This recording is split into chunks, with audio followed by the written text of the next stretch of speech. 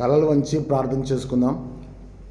పరిశుద్ధుడైన తండ్రి, జీవాధిపతివైన యేసయ్య, నీకు వందనాలు, స్తుతి, స్తోత్రం. నైనా మా జీవితాలను ప్రేమించి ఆశీర్వదించి మమ్మల్ని సజీవులుగా లెక్కించి ఈ యొక్క మే మాసంలో 2వ పరిశుద్ధ దినం కొరకు నీకు వందనాలు, స్తోత్రం చెల్లించున్నాం. నీ మహాకృప చేత ఈ భయంకరమైనటువంటి వేసవి కాలపు ఎండల నుంచి మమ్మల్ని కాపాడుచున్నందుకని స్తోత్రం చెల్లిస్తున్నాం. పరిశుద్ధాత్మ దేవ, సహాయం చేయండి, కనికరించండి, కృప చూపండి. ఈ వాక్య సందేశం ద్వారా మేమందరం కూడా నీ వాగ్దానం కొరకు కనిపెట్టుకొని ఎదురు చూసి విశ్వాసంతో, నిరీక్షణతో, ధైర్యంతో ముందుకు వెళ్ళటకు సహాయం చేయమని, నీ పరిశుద్ధాత్మ కార్యములు మా అందరి జీవితంలో జరుగుటకు కృప చూపించుమని యేసుక్రీస్తు శక్తిగల నామమున బట్టి వేడుకొంచున్నాం తండ్రి, ఆమెన్. ప్రియమైనటువంటి దేవుని బిడ్డలారా, ప్రభువైన యేసుక్రీస్తు నామములో మీ అందరికి కూడా శుభము తెలియజేస్తున్నాను. దేవుడు మనకు అనుగ్రహించినటువంటి ఈ మే మాసంలో 2వ ఆదివారము, ఈ 2వ ఆదివారంలో మనమందరం కూడా దేవుని యొక్క వాగ్దానం కొరకు అనగా పరిశుద్ధాత్మ కొరకు కనిపెట్టుకొని వారమై ఉన్నాం. పరిశుద్ధాత్మ కొరకు కనిపెట్టుకొనుటకు దేవుడు మనకు అనుగ్రహించినటువంటి ఈ పునరుద్ధానం తర్వాత 6వ ఆదివారం కొరకై ఏర్పాటు చేయబడిన అంశమును బట్టి, ఈ ఏర్పాటు చేయబడినటువంటి వాక్య భాగాలను బట్టి కూడా మనం దేవునికి వందనాలు చెల్లిద్దాం. మొదటిగా ఈరోజు మనం చూసేటువంటి భాగం ఏంటంటే, మరి పునరుద్ధానం తర్వాత, ఈస్టర్ పండగ తర్వాత 6వ ఆదివారము ఈరోజు. మరి ఈరోజు దేవుడు మనకి ఇచ్చేటువంటి అంశం ఏంటంటే, పరిశుద్ధాత్మ కొరకు కనిపెట్ట. పరిశుద్ధాత్మ కొరకు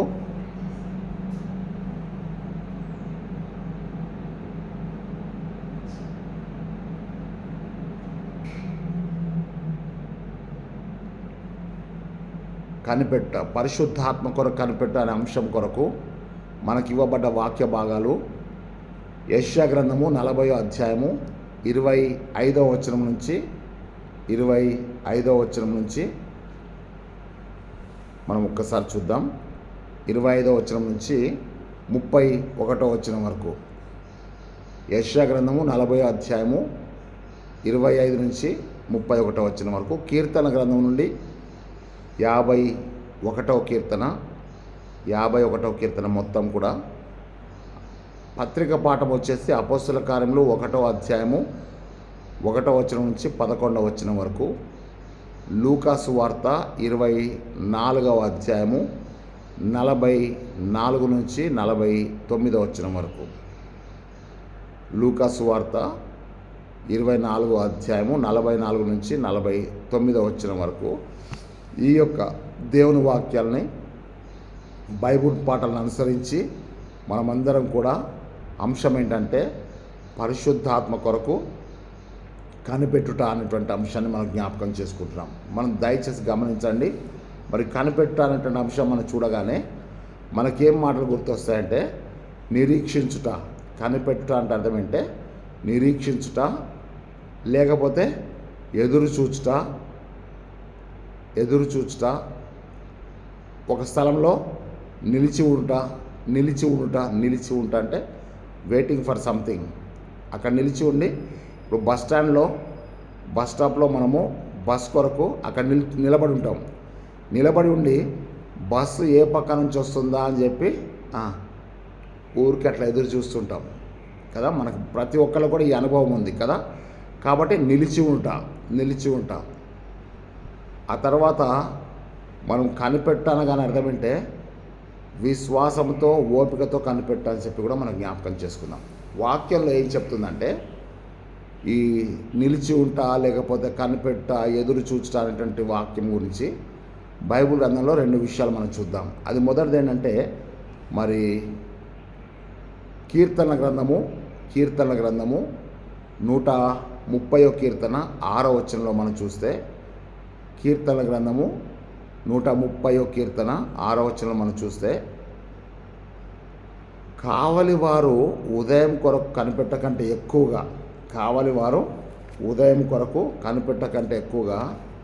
నా ప్రాణము దేవుని కొరకు కనిపెట్టుచున్నదని చెప్తున్నాడు. అక్కడ మనం చూస్తే 130వ కీర్తన 6వ వచనం చదువుతాం చూడండి. కావలి వారు ఉదయం కొరకు కనిపెట్టకంటే ఎక్కువగా నా ప్రాణము ప్రభువు కొరకు కనిపెట్టుచున్నది. కావలి వారు ఉదయం కొరకు కనిపెట్టకంటే ఎక్కువగా నా ప్రాణము కనిపెట్టుచున్నది. ఈ మాటకు అర్థం ఏంటంటే, కావలివాడు ఉదయం కొరకు కనిపెట్టాలంటే అర్థం ఏంటంటే, ఉదయం అయింది అని అంటే తను ఇక కనిపెట్టాల్సిన అవసరం లేదు, తను ఎదురు చూడాల్సిన అవసరం లేదు. కావలివాడు దేని కొరకు ఎదురు చూస్తాడంటే, ఉదయం ఎప్పుడైతే అవుతుందో అప్పుడు తన యొక్క బాధ్యతలన్నీ కూడా పూర్తి అయినట్లు లెక్క. కాబట్టి కావలివాడు ఉదయం కొరకు కనిపెట్టకంటే ఎక్కువగా నా ప్రాణము యెహోవా కొరకు కనిపెట్టుచునంటే దాని అర్థం ఏంటంటే మెలకువగా ఉండుట అని అర్థం. మెలకువగా ఉండుట. కావలివాడు ఏం చేయాలంటే మెలకువగా ఉండాలి. కనిపెట్టేవాడు కూడా ఏం చేయాలంటే మెలకువగా ఉండి కనిపెట్టాలి. ఈరోజు దేవుడు మనకి చెప్పేటువంటి మాట ఏంటంటే, పరిశుద్ధాత్మ కొరకు కనిపెట్టుకొని వారు ఎలా కనిపెట్టుకోవాలంటే, కావలివాడు ఉదయం కొరకు కనిపెట్టినట్టుగా విశ్వాసులమైన మనము, దేవుని బిడ్డలమైన మనము పరిశుద్ధాత్మ కొరకు కనిపెట్టుకొని ఉండాలి. కనిపెట్టుకుంటా అంటే అర్థం అంటే మెలకువగా ఉండుట, మెలకువగా ఉండి కనిపెట్టాలి. అది మనము ప్రతి ఒక్కరం కూడా గ్రహించాల్సినటువంటి విషయం. రెండవ విషయం ఏంటంటే, నేను మీకు ఇక్కడ కావలివాడు ఉదయం కొరకు కనిపెట్ట కొరకు అనేటువంటి విషయంలో మీకు ఒక సాదృశ్యం చెప్తాను. ఏంటి అని అంటే, ఒక కావలివాడు ఉంటాడు. ఆ కావలివాడు ఉదయంనే రాజుగారి దగ్గరికి వచ్చి రాజుగారితో ఏం చెప్తాడంటే, రాజా దయచేసి ఈరోజు మీరు బయటికి వెళ్ళకండి. ఎందుకు అనంటే, రాత్రి నా కలలో మరి శత్రువులు వచ్చి మీ మీద దాడి చేసినట్టుగా నాకు కనబడ్డది. నేను చాలా భయపడ్డాను. దయచేసి ఈరోజు మీరు బయటికి వెళ్ళకండి, శత్రువులు వచ్చి మిమ్మల్ని హతమార్చుతారేమో అని చెప్పేసి అన్నాడు. రాజు ఒక్కసారి పెద్దగా నవ్వి ఏమన్నాడంటే, మంత్రి గారిని పిలిచి, మంత్రి గారు నా చావు నుంచి తప్పించడానికి మరి మన కావలివాడు నాకు ముందుగానే బయటికి వెళ్ళొద్దని చెప్తున్నాడు కనుక ముందైతే కావలివాడికి ఒక బంగారపు హారం ఇవ్వండి అని చెప్పన్నాడు. అన్న తర్వాత మంత్రి గారు బంగారపు హారం తీసుకొచ్చి అక్కడ ఇచ్చాడు. ఇచ్చిన తర్వాత ఏం జరిగిందంటే, రాజుగారు వెంటనే మంత్రి గారిని పిలిచి ఈ కావలివాడిని ఉద్యోగంలో నుంచి తీసేయండి అన్నాడు. ఈ కావలివాడిని అర్జెంటుగా ఉద్యోగం నుంచి తీసేయాలి అని చెప్పేసి అన్నాడు. మంత్రి గారు ఆశ్చర్యపోయి, అదేంటి రాజా, ఇప్పుడే మీరు వానికి బంగారపు హారం ఇచ్చారు కదా, మరి ఇంతలోనే వాడిని ఉద్యోగం నుంచి తీసేయమని అంటున్నారేంటి అని అంటే, అప్పుడు రాజుగారు చెప్తున్నాడు ఏమనంటే, వీడెవరు అంటే కావలివాడు. కావలివాడు ఎట్లా ఉండాలి? మెలకువగా ఉండాలి. మరి కావలివాడికి కళ ఎందుకు వచ్చింది? కావలివాడికి కళ ఎందుకు వచ్చిందంటే నిద్రపోతున్నాడు కాబట్టి కళ వచ్చింది. మరి ఇప్పుడు కాయాల్సినటువంటి వ్యక్తి నిద్రపోతున్నప్పుడు శత్రువులు నన్ను వచ్చి హతమారుస్తారు కదా, మరి నిద్రపోయేటువంటి కావలివాడు ఉద్యోగంలో కావలివాడు అనబడాడు కనుక వాడిని అర్జెంటుగా కావలివాడి ఉద్యోగం నుంచి తీసేయమని అన్నాడు. ఈరోజు దేవుడు మనకు కూడా సెలవిస్తున్నాడు, సేవకులమైన మనము మెలకువగా ఉండి ప్రార్థన చేయాలని చెప్పి మార్కు సువార్త మరి 13వ అధ్యాయంలో 33వ వచనం చెప్తాడు. జాగ్రత్త పడి మెలకువగా ఉండి ప్రార్థన చేయుడి. అందరితో చెప్పుచున్నాను, నేను మీతో కూడా చెప్పుచున్నాను, మెలకువగా ఉండి ప్రార్థన చేయండి అని చెప్పి. ఈరోజు మన అంశం ఏంటంటే పరిశుద్ధాత్మ కొరకు కనిపెట్టుకునేవారు ఏం చేయాలంటే, కావలివాడు ఉదయం కొరకు కనిపెట్టకంటే ఎక్కువగా నా ప్రాణము నా దేవుని కొరకు కనిపెట్టుచున్నది. ఈ మాట మనం జ్ఞాపకం చేసుకుంటే ప్రతి సేవకుడు కూడా 24 hours మనం ఏం చేయాలంటే మెలకువగా ఉండి ప్రార్థన చేయాలని చెప్పి ఈ వాక్యం ద్వారా మనం నేర్చుకుంటున్నాం. రెండవ విషయం ఏంటంటే, పరిశుద్ధాత్మ కొరకు కనిపెట్టుకున్న వారు మెలకువగా ఉండటం మాత్రమే కాక మరొక విషయాన్ని కూడా జ్ఞాపకం చేసుకోవాలి. అదేంటి అని అంటే ఓపికతో కనిపెట్టాలి. మనం యాకోబు పత్రిక 5వ అధ్యాయము 7వ వచనంలో మనం చూస్తున్నాం. యాకోబు పత్రిక 5వ అధ్యాయము 7వ వచనం నేను మీ కొరకు చదువుతాను, దయచేసి ఒక్కసారి మీరు చూడండి. అక్కడ మనం ఏం చేస్తున్నామంటే, యాకోబు పత్రిక మరి 5వ అధ్యాయం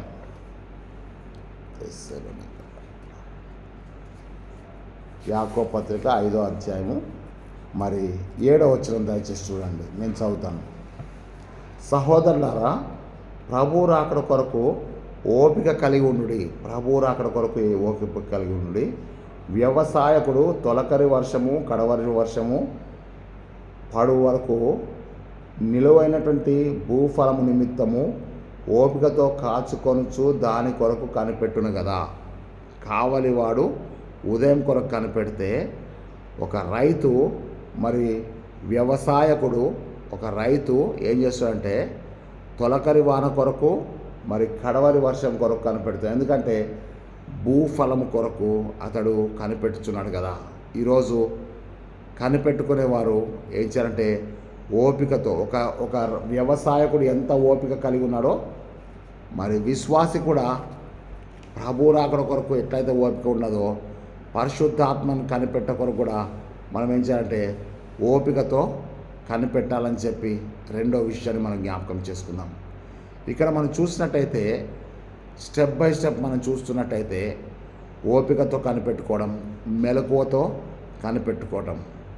ఆ తర్వాత మనం చూస్తున్నాం ఏంటంటే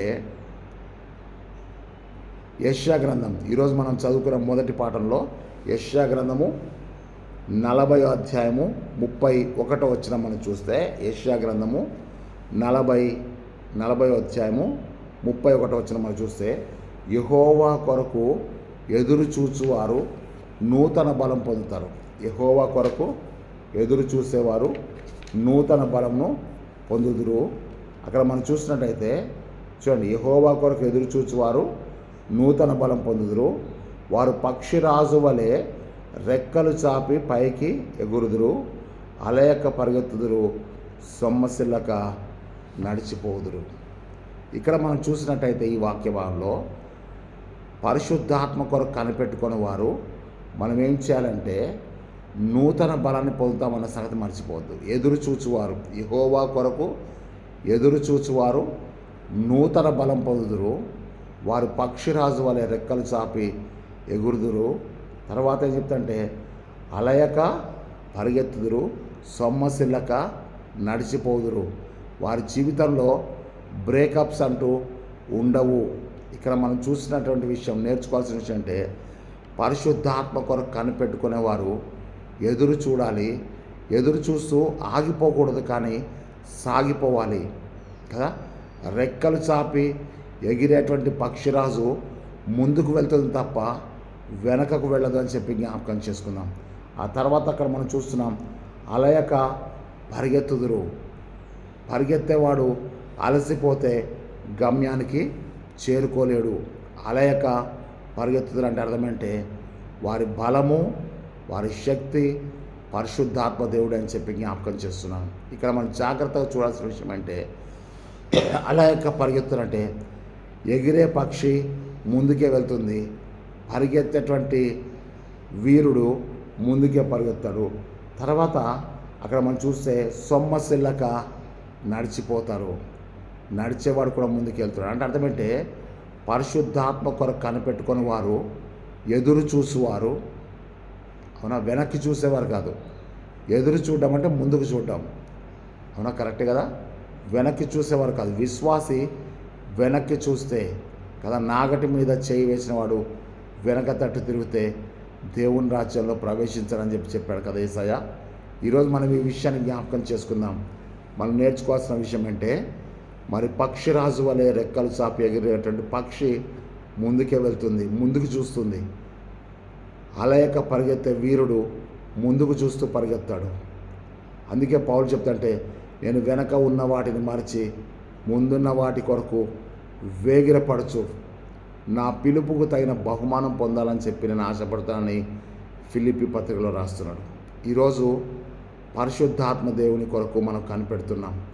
పరిశుద్ధాత్మ కొరకు కనిపెట్టేటువంటి వారి కొరకు యేసు ప్రభు చెప్తున్నటువంటి మాట ఏంటంటే మీరు పరిశుద్ధాత్మ కొరకు కనిపెట్టండి అని చెప్పాడు. కనుక 7 విషయాల్లో నేను మీకు 1 by 1 చెప్పి నేను త్వరగా ముగిస్తాను. మొదటిగా మీరు రాసుకోవాల్సిన విషయం అంటే ఇందాక నేను మీకు చెప్పినటువంటి నెంబర్ 1 ఏంటంటే ఎదురు చూచుట. వాగ్దానం కొరకు కనిపెట్ట అంటే పరిశుద్ధాత్మ కొరకు కనిపెట్ట అంటే అర్థం ఏంటంటే ఎదురు చూచుట. ఎదురు చూచుట అంటే అర్థం ఏంటంటే ఓపికతో ఎదురు చూచుట. అవునా? యెషయా గ్రంథము 40వ అధ్యాయము 31వ వచనము నెంబర్ 1 పాయింట్ రాసుకోండి. రెండవ పాయింట్ ఏంటంటే రెండవ పాయింట్ జాగ్రత్తగా రాసుకోండి. ఏక మనసుతో ఎడతెగక ప్రార్థించి కనిపెట్టుట. ఏక మనసుతో ఎడతెగక ప్రార్థించి కనిపెట్టుట. అపోస్తుల కార్యములు 1వ అధ్యాయము 14వ వచనం. ఏక మనసుతో ఎడతెగక ప్రార్థించి కనిపెట్టుట అంటే ప్రార్థనలో కనిపెట్ట. ఎదురు చూస్తూ కనిపెట్టడం మొదటిదైతే, ప్రార్థన చేస్తూ ఏక మనసు కలిగి ఎడతెగక ప్రార్థన చేస్తూ కనిపెట్టడం అంటే ప్రార్థన ద్వారా కనిపెట్టడం, ఏక మనసు కలిగి ఉండడం. ఇది ఆ యొక్క అపోస్తుల కార్యంలో 1వ అధ్యాయం 14వ వచనం. విశ్వసించిన వారందరూ కూడా, మరి యేసు తల్లి అయిన మరియ కూడా ఈ ఎడతెగక ప్రార్థన చేసిన గుంపులో ఉన్నట్టుగా మనం చూస్తున్నాం. వీరందరూ కూడా పరిశుద్ధాత్మ కొరకు కనిపెట్ట కొరకు ఏక మనసు, ఒకే మనసు కలిగి ఎడతెగక నాన్ స్టాప్గా గొలుసు ప్రార్థన చేస్తున్నారు. ఆ ప్రార్థన చేస్తూ వారు కనిపెడుతున్నారు పరిశుద్ధాత్మ కొరకు. ఎందుకు అనంటే యేసు ప్రభు వారికి ముందుగానే చెప్పేశాడు కదా. ఎక్కడ చెప్పాడు అనంటే లూకాసు వార్త మనం ఇందాక చదివినటువంటి సువార్త పాఠంలో మనం చూస్తున్నాం.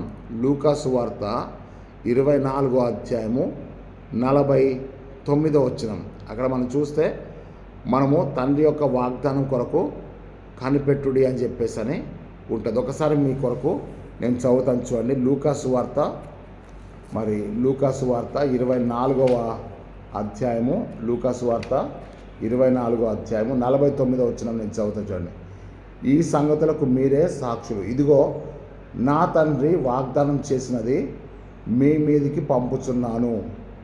మీరు పైనుండి శక్తి పొందు వరకు పట్టణంలో నిలిచి ఉండు అని వారితో చెప్పాను. అక్కడ చూసినట్టయితే తండ్రి వాగ్దానం చేసినది మీ మీదికి పంపుచున్నాను. మీరు పైనుండి శక్తి పొందు వరకు పట్టణంలో నిలిచి ఉండు. అందుకే అంటే కనిపెట్టన్నా, ఎదురు చూచుటన్నా, నిలిచి ఉంటాన్నా ఒకే అర్థం అని చెప్పి నేను మీకు జ్ఞాపకం చేశాను. ఇక్కడ మనం చూస్తే లూకాసు వార్త 24వ అధ్యాయము 49వ వచనం మనం చూస్తున్నాం.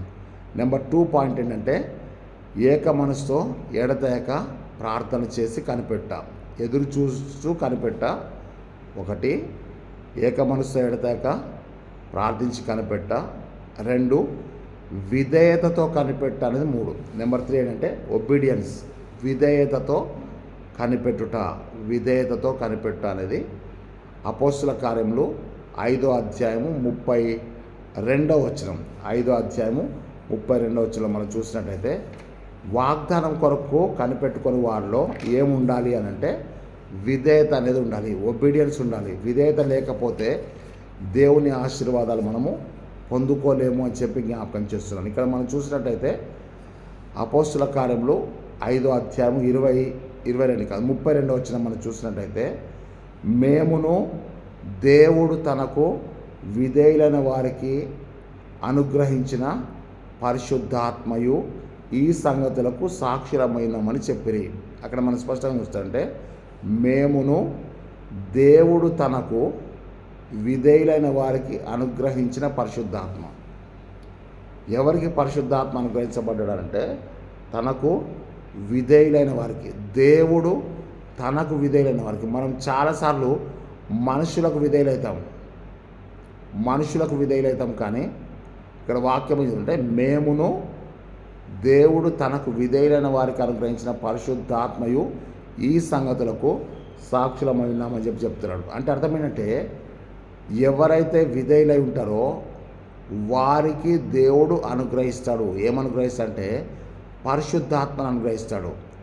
చూడండి, పరిశుద్ధాత్మ కొరకు, వాగ్దానం కొరకు మనం కనిపెట్టడం మాత్రమే కాదు, కానీ ఆ కనిపెట్టడంలో కూడా ఏముండాలంటే మెలకువ ఉండాలి, ఓపిక ఉండాలి. ఇక్కడ మనం చూస్తున్నాం విధేయత కూడా ఉండాలి. విధేయతతో కనిపెట్టాలి. ఇందాకేం చెప్పాను, ఏక మనసుతో ఎడతెగక ప్రార్థన చేస్తూ కనిపెట్టాలి.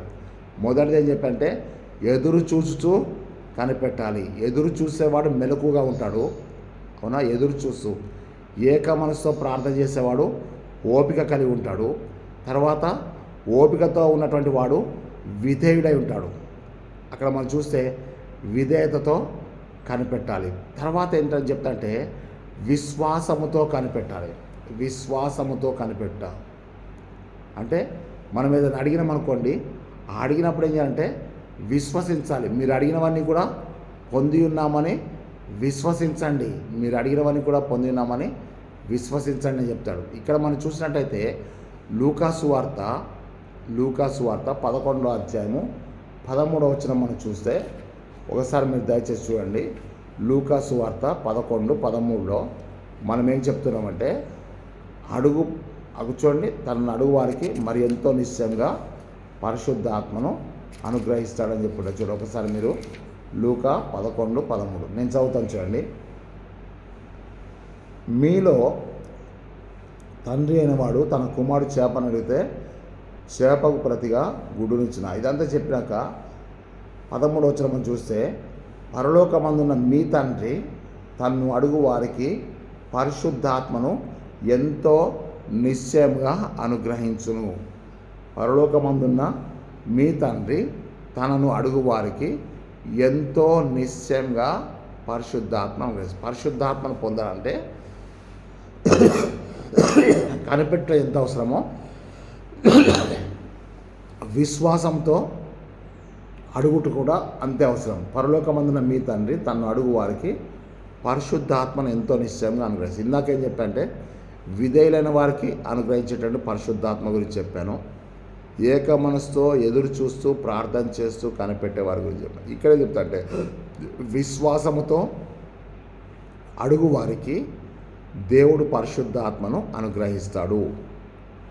కాబట్టి లూకాసు వార్త 11:13లో మనం చూస్తున్నాం. అది నెంబర్ 4th పాయింట్. మళ్ళీ చెప్తాను. మొదటిది ఎదురు చూస్తూ కనిపెట్టాలి. రెండవది ఏక మనసుతో ప్రార్థన చేస్తూ ఎడతెగక ప్రార్థన చేస్తూ కనిపెట్టాలి. మూడవది విధేయత కలిగి కనిపెట్టుకోవాలి. నాలుగవది అడుగుచూ విశ్వాసముతో కనిపెట్టాలి. నెంబర్ 5 వచ్చేసి అపోస్తుల కార్యములు 2వ అధ్యాయము 38వ వచనం మనం చూసినట్టయితే, అక్కడ పేతుడిని వాళ్ళందరూ అడిగారు కదా. అడిగినప్పుడు అయ్యలారా మేము ఏం చేయాలి అని చెప్పేశారు అన్నప్పుడు అక్కడ పేతురు ఒక మంచి మాట చెప్తున్నాడు. ఏమనంటే అక్కడ పేతురు చెప్తున్న మాట 38వ వచనం మనం చూస్తే, పేతురు మీరు మారు మనసు పొంది పాప క్షమాపణ నిమిత్తము బాప్తిస్మం పొందుడి కదా. పాప క్షమాపణ నిమిత్తము ప్రతివాడు యేసు క్రీస్తు నామమున బాప్తిస్మం పొందుడి, అప్పుడు పరిశుద్ధాత్మను వరమును పొందుదురు కదా. పొందుదురు అని చెప్పి కదా.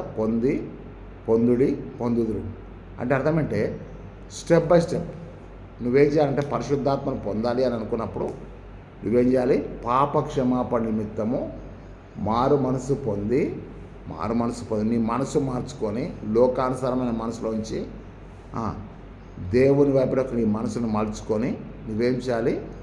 మారు మనసు పొంది పాప క్షమాపణ నిమిత్తము యేసు ప్రభు నామంలో బాప్తిసం పొందుడి, అప్పుడు మీరు పరిశుద్ధాత్మైన వరమును పొందుతారు. ఇప్పుడు పరిశుద్ధాత్మ కొరకు కనిపెట్టుకొనుట ఎంత అవసరమో మారు మనసు పొంది బాప్తిసం పొందితే కూడా అంతే అవసరం. పరిశుద్ధాత్మ కొరకు కనిపెట్టుకుంటే ఎంత అవసరమో విధేయత కూడా అంతే అవసరం. పరిశుద్ధాత్మ కొరకు కనిపెట్ట ఎంత అవసరమో ఏక మనసు ఎడదగా ప్రార్థన చేయడం కూడా అంతే అవసరం. పరిశుద్ధాత్మ కొరకు కనిపెట్ట ఎంత అవసరమో మారు మనసు పొంది బాప్తిసం పొందుట కూడా అంతే అవసరం అని చెప్పి పాయింట్ నెంబర్ 5లో మనం చూస్తున్నాం. ఆ తర్వాత పాయింట్ నెంబర్ 6లో మనం చూసినట్టయితే పశ్చాత్తాపంతో ప్రార్థన చేయడం కదా.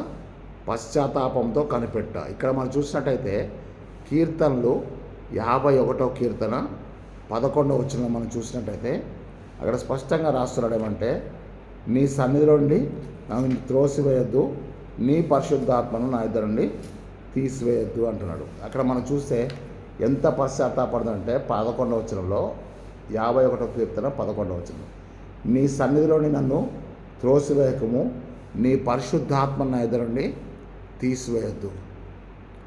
ఎందుకు అంటే పరిశుద్ధాత్మను పొందాలి అంటే దేవుని సన్నిధిలో కనిపెట్టాలి, పశ్చాత్తాపంతో కనిపెట్టాలి. ఎక్కడంటే నీ సన్నిధిలో నుంచి కదా, నీ సన్నిధిలో సంపూర్ణమైన సంతోషం కలదని చెప్పి 16వ కీర్తన చివరి వచనం చెప్తాడు. నీ సన్నిధిలో సంపూర్ణమైన సంతోషం. ఇక్కడ ఏం చెప్తాంటే, నీ సన్నిధిలో నుండి నన్ను త్రోసివేయొద్దు, నీ పరిశుద్ధాత్మను నా ఇద్దరు నుండి తీసివేయొద్దు అని చెప్తున్నాడు, ప్రతిలాడుతున్నాడు. అంటే పశ్చాత్తాపంతో. అక్కడ మనము 51వ కీర్తన పైన ఒక చిన్న అక్షరాలతో ఉంటుంది చూడండి, దావీదు బెత్షెబా యొద్దకు వెళ్ళిన తర్వాత నాతాను ప్రవక్త అతని యొద్దకు వచ్చినప్పుడు అతడు రచించిన పశ్చాత్తాపముతో కూడిన కీర్తన. అందుకే చెప్తాడు కదా, దేవా నీ కృప చొప్పున నన్ను కరుణించుము, నీ వాత్సల్య బాహుళ్యం చొప్పున నా దోషం పోనట్లు నన్ను బాగుగా, నా పాపములు పోనట్లు నన్ను పవిత్రపరచు, నా అతిక్రమములు నాకు తెలిసే ఉన్నవి, నా పాపం ఎల్లప్పుడూ నా ఎదుట ఉన్నదని చెప్పి పశ్చాత్తాపంతో చేస్తూ 11వ వచనంకి వచ్చేవరకు ఏమంటే, దేవా నేను పాపిని, నన్ను క్షమించు, నా హృదయాన్ని క్షమించు. అక్కడ ఏం చెప్తాంటే, విరిగిన హృదయంను నీవు అలక్ష్యం చేయవు, విరిగిన మనసే దేవునికి ఇష్టమైన బలి. అక్కడ చెప్తాంటే, నేను విరిగిన మనసుతో నీ యొద్దకు వచ్చాను ప్రభువా, నన్ను దయచేసి నీ సన్నిధిలోంచి నన్ను త్రోసివేయొద్దు, నీ పరిశుద్ధాత్మ నా యొద్ద నుండి తీసివేయొద్దు, నీ రక్షణానందం నాకు మరల పుట్టించు ప్రభువా అని చెప్పి ప్రార్థిస్తున్నాడు. ఇక్కడ మనము నెంబర్ 6 పాయింట్ ఏం రాస్తున్నామంటే, దేవుని సన్నిధిలో పశ్చాత్తాపముతో కనిపెట్టుట, పశ్చాత్తాపంతో కనిపెట్టాలి. నీ సన్నిధిలోంచి నన్ను త్రోసివేయదు ప్రభువా, నీ సన్నిధిలోంచి నన్ను త్రోసివేస్తే నా బ్రతుకు చీకటి అయిపోద్ది. అందుకే చెప్తాడు కదా, ఆత్మను ఆర్పకుడి అంటాడు. తెస్సలోనికయ మొదటి పత్రిక 5వ అధ్యాయము 19వ వచనంలో, ఆత్మను ఆర్పకుడి, నీ సన్నిధిలోంచి నన్ను త్రోసివేయొద్దు, నీ పరిశుద్ధాత్మ నా ఎదురు నుండి తీసివేయొద్దు అని చెప్పి పశ్చాత్తాపంతో పరిశుద్ధాత్మ సన్నిధిలో కనిపెడుతున్నట్టుగా మనం చూస్తున్నాం. చివరిగా మనం ఏం చేస్తున్నామంటే, ఆ యొక్క అపోస్తుల కార్యములు 1వ అధ్యాయం 7వ పాయింట్లో ఏం చెప్తారంటే, 7వ పాయింట్లో మనం చూస్తే అపోస్తుల కార్యములు 1వ అధ్యాయము 5, 6 వచనాలు చదివి ప్రార్థనలకు వెళ్ళిపోదాం. అపోస్తుల కార్యముల గ్రంథము 1వ అధ్యాయం దయచేసి చూడండి. 1వ అధ్యాయము 5, 6 వచనాలు నేను చదువుతాను, చూద్దాం. 5వ వచనం చూడండి. యోహాను నీళ్లతో బాప్తిసం ఇచ్చెను, కానీ కొద్ది దినములలో మీరు పరిశుద్ధాత్మలో బాప్తిస్మము పొందెదరు. కాబట్టి అక్కడ మీరేం చేయాలంటే, ఆ పై భాగంలో మనం చూస్తే 4వ వచనం కూర్చోండి, ఆయన వారిని కలుసుకొని ఈలాగు ఆజ్ఞాపించారు, మీరు యెరూషలేమునకు వెళ్ళి నా వలన వినిన తండ్రి యొక్క వాగ్దానం కొరకు కనిపెట్టుడి, తండ్రి యొక్క వాగ్దానం కొరకు కనిపెట్టి. అక్కడ 4వ వచనాన్ని మనం చూస్తే, తండ్రి యొక్క వాగ్దానం కొరకు కనిపెట్టండి. కనిపెడితే మీరేం చేస్తారంటే పరిశుద్ధాత్మను పొందెదరు. కనిపెట్టుడి కదా. 4వ వచనం ఏంటంటే తండ్రి వాగ్దానం కొరకు కనిపెట్టుడి. 6వ వచనం చివరి భాగం ఏంటంటే పరిశుద్ధాత్మను పరిశుద్ధాత్మలో బాప్తిసం పొందెదరు. అక్కడ మనం చూస్తే పరిశుద్ధాత్మను పొందితేనే పరిశుద్ధాత్మలో బాప్తిసం పొందుతాం కదా. అక్కడ మనం చూస్తే కనిపెట్టుడి పొందెదరు. ఏంటి కనిపెట్టాలంటే పరిశుద్ధాత్మ కొరకు, తండ్రి వాగ్దానం కొరకు మనం కనిపెడితే ఆ కనిపెట్టిన వారు ఏం చేస్తారంటే పరిశుద్ధాత్మను పొందుతారు. అందుకే మనం వచ్చే ఆదివారము పెంతెకోస్తు పండగ దినం గురించి 7వ ఆదివారం చూస్తున్నాం. 7వ ఆదివారము మనం వచ్చే ఆదివారం ప్రసంగాన్ని మనం చూసినట్టయితే ఆ ప్రసంగంలో ఇంకా మీకు చాలా వివరాలు నేను చెప్తాను. కాబట్టి జ్ఞాపకం చేసుకుందాం. ఈరోజు మనం ఏం చేద్దామంటే ఈ వాక్యాన్ని 7 విషయాలుగా మనం జ్ఞాపకం చేసుకుందాం. ఆ తర్వాత మనం ఏం చేయాలంటే, ఇశ్రాయేలులో కనిపెట్టనేది కొత్త అంశం ఏమి కాదు, కొత్త అంశం కానే కాదు. ఇశ్రాయేలు కనిపెట్టనేది బైబిల్ అందులో మనం చాలామందిని చూస్తున్నాం. సిమియోన్ని మనం చూస్తాం. సిమియోన్ని మనం చూసినప్పుడు ఆ యొక్క లూకాసు వార్తలో మనం చూస్తే 2వ అధ్యాయం 25వ వచనంలో మనం చూస్తే ఆ యొక్క సిమియోన్ అక్కడ కనిపెడుతున్నట్టుగా మనం చూస్తున్నాం. ఎవరి కొరకు కనిపెడుతుంటే ఇశ్రాయేలు యొక్క విమోచన కొరకు, ఆదరణ కొరకు కనిపెడుతున్నాడు. అక్కడ మనం చూసినట్టయితే యెరూషలేము నందు సిమియోను అని ఒక మనుషుడు ఉండెను. అతడు నీతిమంతుడును భక్తిపరునై ఉండి ఇశ్రాయేలు యొక్క ఆదరణ కొరకు కనిపెట్టువాడు, పరిశుద్ధాత్మ అతని మీద ఉండెను. అక్కడ మనం చూస్తే పరిశుద్ధాత్మ అతని మీద ఉండెను. ఆ పరిశుద్ధాత్మ ఉన్నవాడు ఏం చేస్తున్నాడంటే ఇశ్రాయేలు యొక్క ఆదరణ కొరకు కనిపెడుతున్నాడు, ఎదురు చూస్తున్నాడు. కనిపెట్ట అంటే ఎదురు చూస్తా. అక్కడ మనము మరి శిశువు అయినటువంటి మరి యేసు ప్రభుని ఆ యొక్క సిమియోను తన చేతిలో తీసుకుంటే మనం చూస్తున్నాం. అంటే ఆయన ఇశ్రాయేలు యొక్క ఆదరణ కొరకు కనిపెడుతున్నాడు. అదేవిధంగా మనం ఆ యొక్క లూకాసు వార్త 2వ అధ్యాయంలో మనం చూసినట్టయితే మరి 38వ వచనం, 2వ అధ్యాయం 38వ వచనంలో అక్కడ ఆషేరు గోత్రికురాలు పనుయేలు కుమార్తె అయినటువంటి హన్నా గురించి రాస్తే ఏమంటే, ఆమె కూడా ఆ గడియలోనే 38వ వచనం లోపలికి వచ్చి దేవుని కొనియాడి యెరూషలేములో చూడండి, యెరూషలేములో ఒక్క నిమిషం విమోచన కొరకు కనిపెట్టుకొని వారందరితో ఆయనను గురించి మాట్లాడుచున్నాను. అక్కడ మనం చూస్తే ఇశ్రాయేలు యొక్క విమోచన కొరకు కనిపెడుతున్నారు, ఇశ్రాయేలు యొక్క ఆదరణ కొరకు కనిపెడుతున్నారు కదా. ఇశ్రాయేలు యొక్క ఆదరణ కొరకు కనిపెడుతున్నారు. అదే లూకాసు వార్త 24వ అధ్యాయంలో కూడా మనం చూస్తే 24వ అధ్యాయము 21వ వచనంలో మనం చూస్తే ఎమ్మాయి మార్గంలో యేసు ప్రభుతో కూడా నడిచి వెళ్ళేటువంటి ఆ ఇద్దరు మనుషులు కూడా అక్కడ ఏం చెప్తున్నారంటే చూడండి, 21వ వచనం 24వ అధ్యాయం 21వ వచనం మనం చూస్తే ఇశ్రాయేలును విమోచింపబోవాడు ఈయనే అని మేము నిరీక్షించి ఉంటిమి. ఇశ్రాయేలును విమోచించువాడు ఈయనే అని మేము నిరీక్షించడం అంటే కనిపెట్టడం. అక్కడ మనం చూస్తే సిమియోను ఆదరణ కొరకు కనిపెడుతున్నాడు, హన్నా ఇశ్రాయేల్ని విమోచించువాని కొరకు కనిపెడుతున్నాడు. ఈ యొక్క ఎమ్మాయి మార్గంలో వెళ్ళేవాళ్ళు అక్కడ చూస్తే మమ్మల్ని అందరినీ కూడా విమోచించబోయేవాడు ఈయన అని చెప్పి మేము నిరీక్షణతో కనిపెడుతున్నాం. ఈరోజు మరి పరిశుద్ధాత్మ కొరకు కనిపెట్టుకుని వారు మనందరం కూడా ఏం చేయాలంటే, ఎవరైనా సరే పరిశుద్ధాత్మ వాగ్దానం పొందాలి అని అంటే పరిశుద్ధాత్మ అనే వాగ్దానం కొరకు మనం ఏం చేయాలంటే యెరూషలేములో కనిపెట్టండి అన్నాడు కాబట్టి మనందరం కలిసి యెరూషలేం పోవాలన్నది అక్కడ సూత్రం కాదు. ప్రియ దేవుని బిడ్డ, నువ్వేం చేయాలంటే ఓపికతో కనిపెట్టాలి, మెలకువతో కనిపెట్టాలి, ప్రార్థనతో కనిపెట్టాలి, పశ్చాత్తాపంతో కనిపెట్టాలి, విశ్వాసంతో కనిపెట్టాలి. అన్నిటికంటే ముఖ్యంగా ఏంటంటే విధేయతతో కనిపెట్టాలి. Obedience, where there is obedience there is blessings, where there is disobedience there is curse. ఇక్కడ మనం చూసినట్టయితే మొదటిగా మనం ఏంటంటే ఎదురు చూచడం కదా, ఓపికతో ఎదురు చూడాలి, మెలకువతో ఎదురు చూడాలి, కనిపెట్టాలి. ఆ తర్వాత రెండోది మనం చూస్తున్నామంటే మీరు అక్కడ చూసినటువంటి ప్రతి అంశాన్ని కూడా మీరు చూస్తే ఏక మనసుతో ఎడతెగక ప్రార్థన చేయాలి, ప్రార్థనలు కనిపెట్టాలి. నెంబర్ 3 విధేయతతో కనిపెట్టాలి. నెంబర్ 4 వచ్చేసి విశ్వాసంతో కనిపెట్టాలి. నెంబర్ 5 వచ్చేసి మారు మనసు పొంది బాప్తీసం పొంది పరిశుద్ధాత్మను పొందాలి. నెంబర్ 6 వచ్చేసి పశ్చాత్తాపంతో విశ్వాసంతో కనిపెట్టాలి. నెంబర్ 7 వచ్చేసి ఏంటంటే కనిపెడుతూ ఏం చేయాలంటే మనం ఎదురు చూడాలి.